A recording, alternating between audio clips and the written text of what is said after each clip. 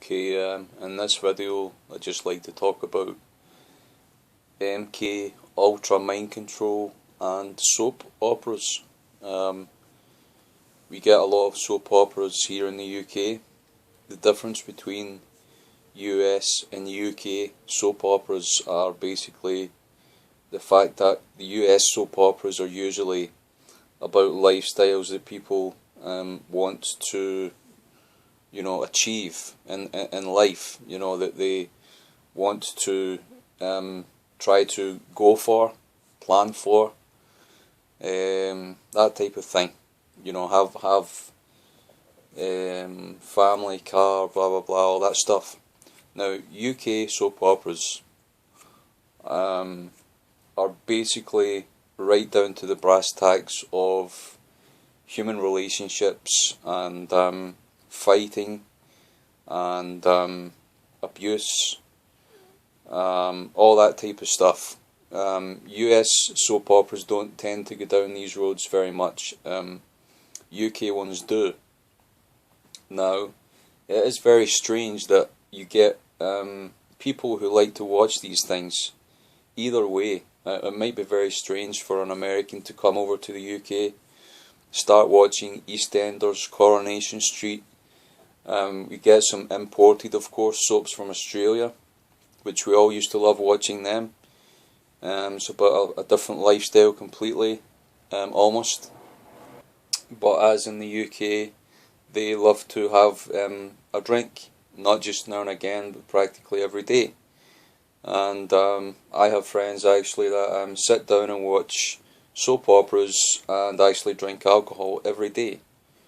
It's kind of a highlight of their day, as it were, that they sit down and they study how this person has came out of the closet or become gay. This other person has robbed a house. This other person has been jailed. This other woman's committing adultery, and so on. And they sit down and watch that, and they call that entertainment. I don't know how you Americans would look at that, but me personally, I must be more American minded than British minded, because I just don't find it entertaining. We have enough of that going on in our local towns and villages and cities than actually sit down and watch it on a TV. I'd much rather go out there and try to help someone, try to preach the gospel to someone. That's just the mindset that I have, that obviously God has given me.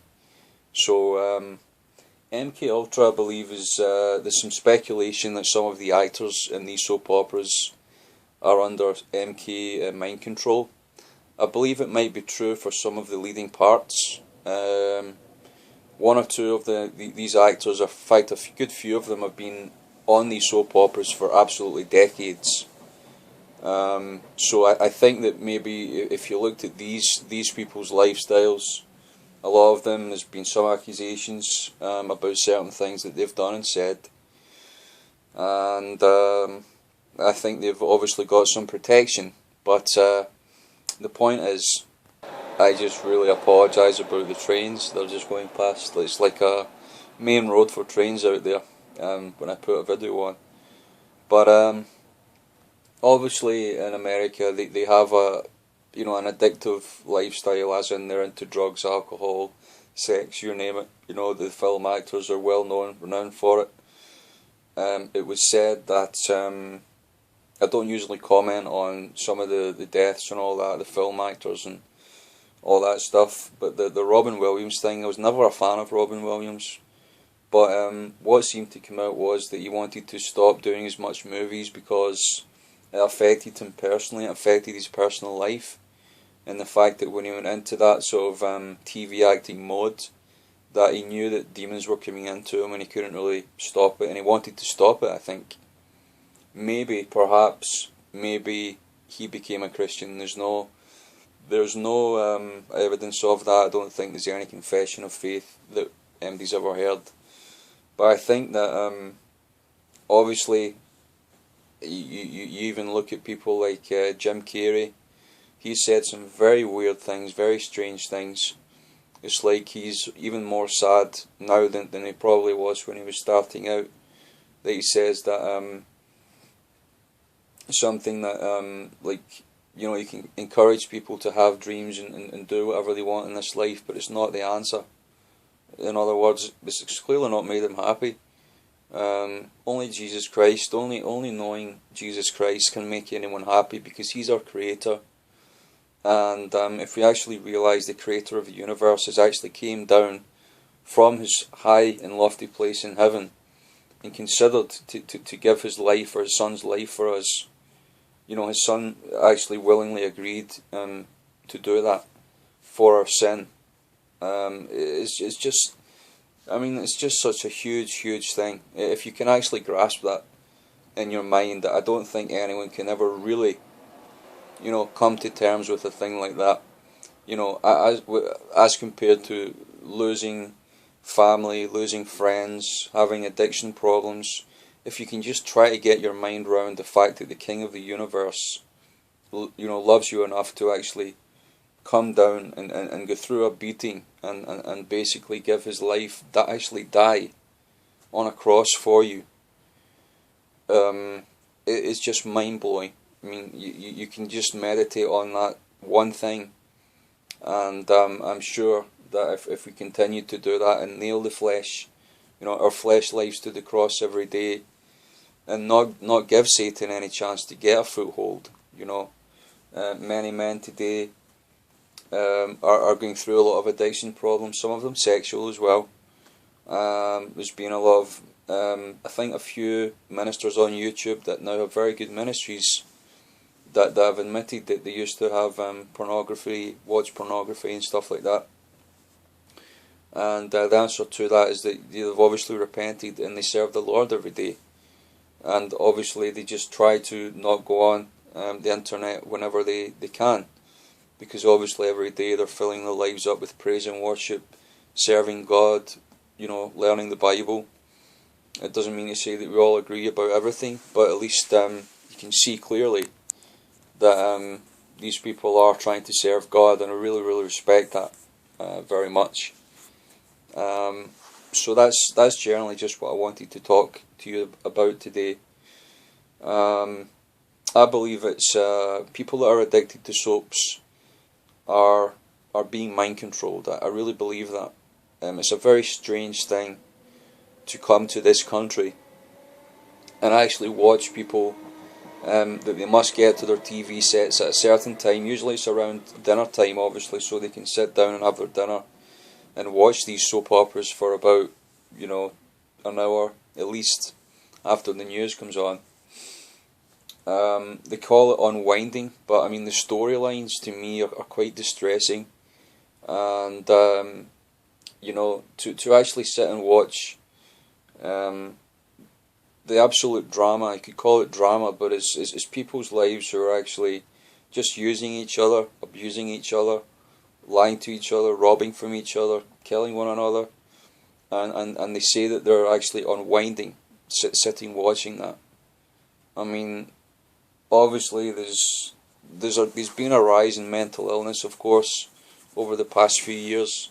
But if people can't realise that these things just aren't good, that you get in what you put out, it's the same with your body. You know, whatever you eat, you know, what you put in, you get out your body.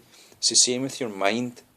You know, if you're feeding your mind a lot of garbage, you're not going to really change your lifestyle. You're not really going to realise that there's just something more out there than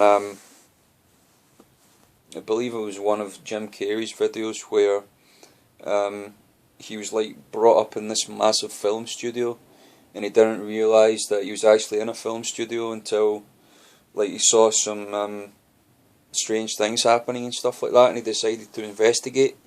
They hadn't really been out of his state and all that, but his entire state was like this entire big film studio. I remember that was one of the films he made, and that's very New World Order-ish type of storyline, where you've got all these cams everywhere you go, especially in the UK. You're being watched all the time. You know, they could watch you through your phone camera, whatever it is, you know, your TV, and so on. different utilities that can actually watch you through. They can use Wi-Fi to track your movements. They have satellite tracking. You have a whole number of things, and all this, of course, is geared towards the mark of the beast, where they want this utopian socialist system. Anybody that's socialist, please don't trust them. Obama's a socialist, and socialism leads to communism. If you're a socialist or a communist, then, you know, unless you're actually born again and you know Jesus Christ, and you are through your own community or for some other reason than actually voting for it in the ballot boxes, then fair enough. But please realise that socialism and communism are not good. Okay? Unless you want to try and get a little Christian community going, you have a few houses, fair enough. That's called communism, actually. I had a discussion about this with a pastor one time, and he actually fell out with me. You know, he thought that I was a communist, but I was trying to explain to him what communism was. That in fact, you know, if the people are of the Lord Jesus Christ, and that if they respect authority like they did the apostles in the book of Acts, then communism did actually work at that time. That was the first church. They incorporated communism in it, and it was basically for a quick redistribution of goods to people that really needed certain things, and that the apostles were quite happy that these people were baptized with the Holy Spirit, and that they were in the church number, that they weren't just coming in for charity, but you know, even then they just commanded all the believers to put their possessions, give them to the apostles, and redistribute them. And that is communism, by the way. That's the only time it's ever worked in history. You know, whenever men get hold of these political ideals, they'll destroy nations, basically. Anyhow, I think that's enough from me. Please come out of your little mind control box and open a Bible, open a King James Bible. Thanks for listening.